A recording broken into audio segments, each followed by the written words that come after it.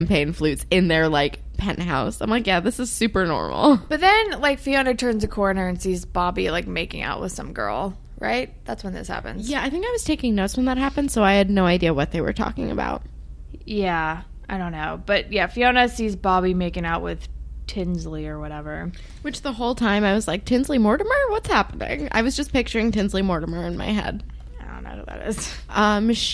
She's on Housewives now, but when I first moved here, she was like famous New York socialite. Okay. But then... I mean, this was also like 10 years ago. Sav... So she's like then now. Sav is at home. And I thought he was going to tell his mom about the pregnancy. And I was like, don't do it. It's the lie. And he didn't. But I don't remember what they talked about. They talked about how he was dropping out of the presidential race. Oh, right. But I originally was like, yeah, no, he's going to tell them it's going to be terrible. But then we see that Fiona stayed home sick to avoid Bobby and the monster man. Because he cheated on her. Not because he fucking hit her, but whatever. Avoiding him at all costs is good either way. But then... She says something about a serious case of skank face, but I don't remember who said that. Or I don't either. About whom. I don't know. Yeah, and he like comes over and she like tells him to go. And she's like, can you just go? Whatever.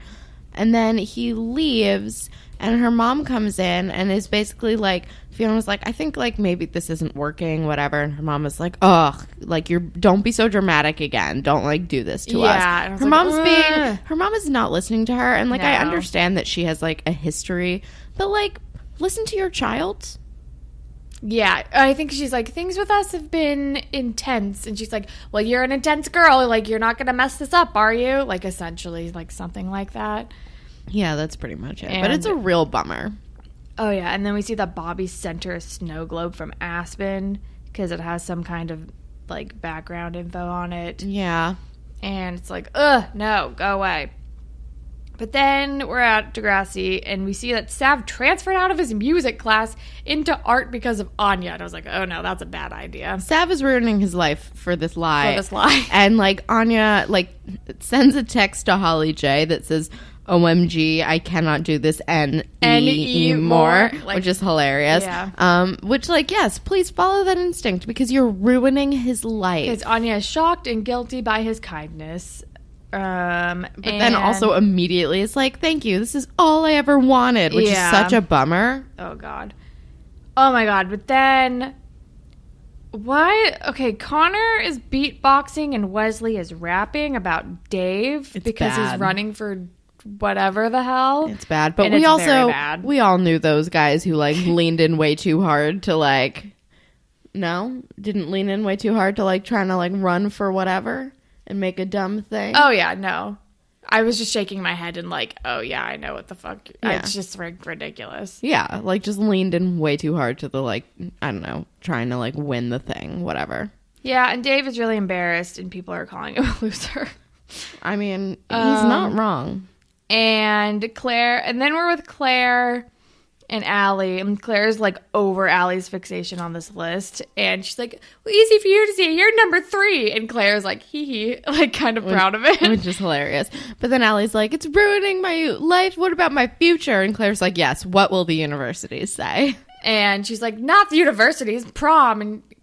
And Claire's like, this, like, what the hell are you talking about? Like, prom isn't even that big of a deal. And she's like, prom is the most important event in a young woman's life. Oh, she's in for a rude awakening. And she's like, this list is going to make people think I'm gross. And I'm like, people have eyes, Alli. Like, you'll be fine. Like, it's okay. And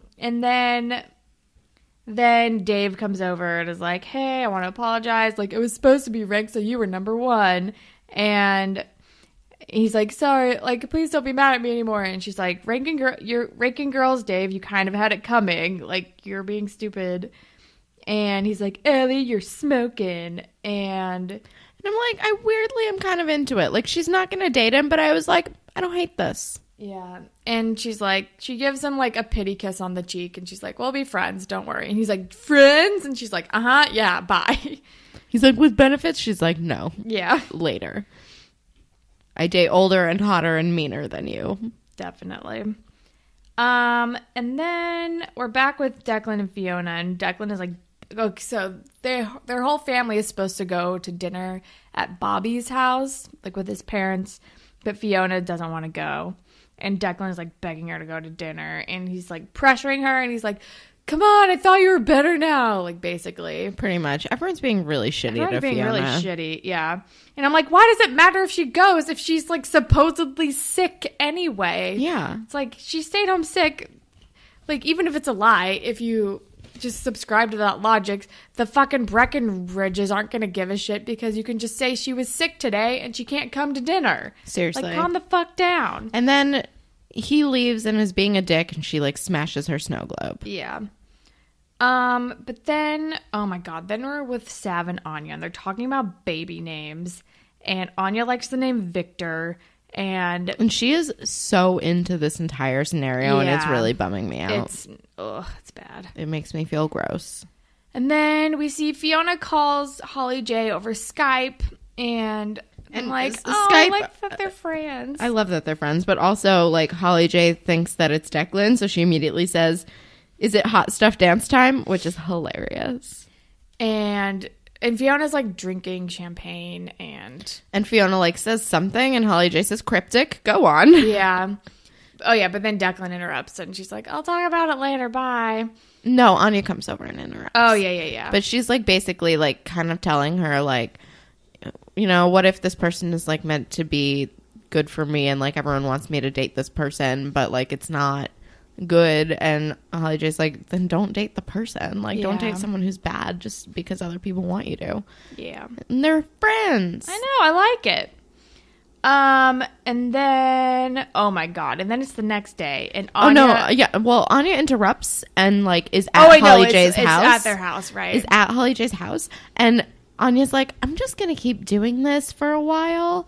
And Holly J is like, oh no, I've created a monster, basically. Like, because Holly J is like, no, this is crazy. And then she's like, what are you going to do when you're, like, not showing? She's like, I don't know, I guess I'll just fake a miscarriage. I'm like, and Holly's like, and then Holly J's like, all right. And I'm like, why are you supporting this?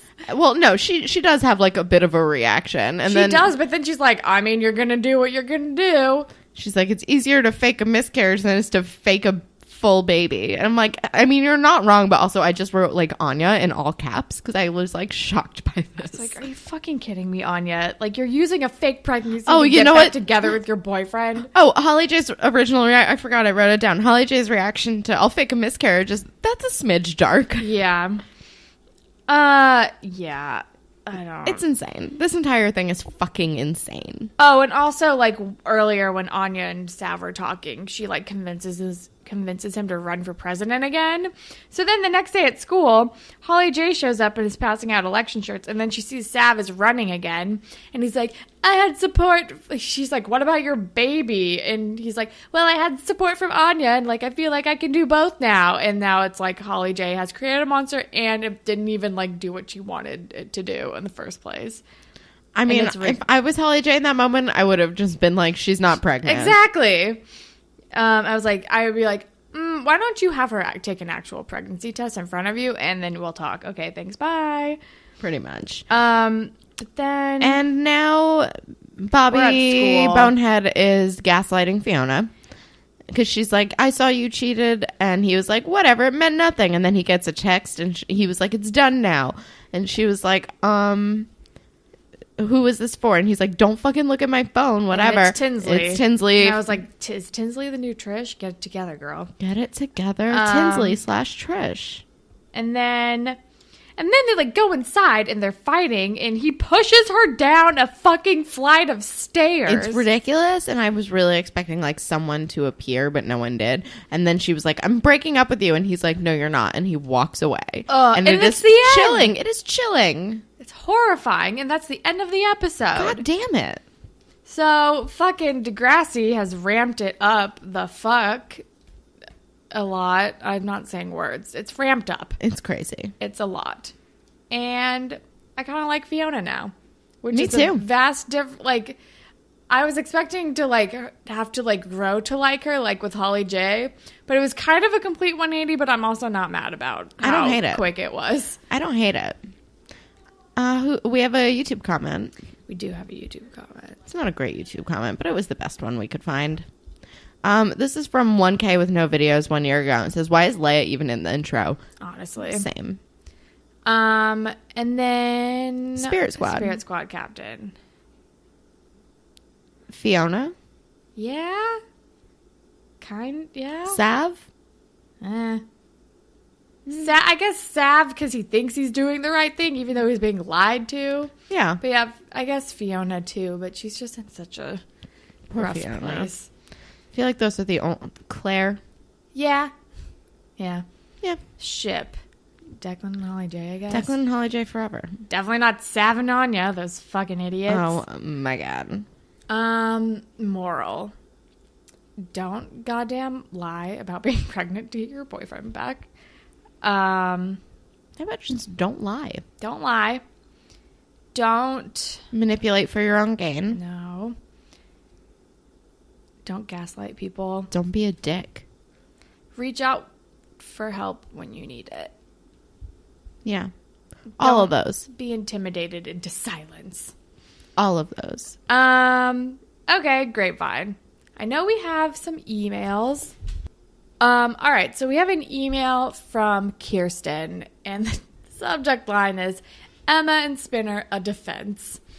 So she says, let me preface this by saying I don't ship Spinner and Emma, but I do think it makes sense, and here's why. I think it made sense for these two characters in the stages of their lives that they were in to decide to stay together. Jane and Spinner were one of my favorite ships on the entire show, but by the time it was ending, Spinner honestly deserved more. Jane was a fucking sociopath with the cheating thing, and the action made the rest of their relationship toxic as hell. So even if Spinner hadn't gotten with Emma, he shouldn't have been with Jane.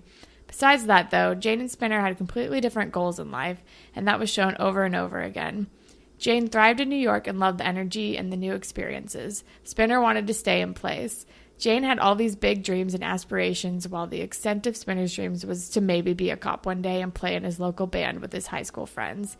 He said in Degrassi Takes Manhattan, I love music, but I don't want to be famous. I love my job, but I don't need to be rich. That defines his attitude perfectly.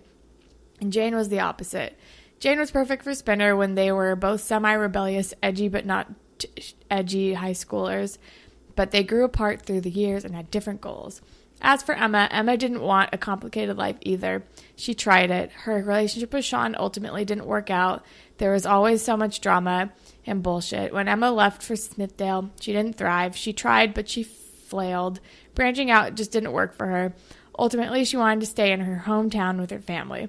And you see little peeks into their life in Next Class through Spinner, who has appeared a couple times, and they really do seem happy. It was a weird setup, but I think it was a nice storyline, and it made total sense in context. And yeah, I get it. It came out of nowhere. That's a big argument, but it happens all the time, and they always had connections through mutual friends.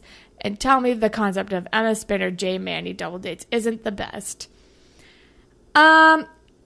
I still think it's stupid. I'm sorry, Kirsten. That was a very nice email, but I still think it's dumb. Dumb as hell. I'm not saying that Spinner needed to end up with Jane, because that was clearly like a Absolutely ticking not. time bomb. The second that she cheated on him with Declan, that was done. But it was just so fucking random. So random. And so fast. Like, it crazy. just came out of nowhere. No. No. There's like no thought put into it at all. No. If they had eventually gotten together, like if she had stayed at home and then they'd started dating and then ended up together, I would be even more on board for it that way, but it just doesn't. It's just bananas. No. But thank you for the email. Do we have tweets? We do have tweets.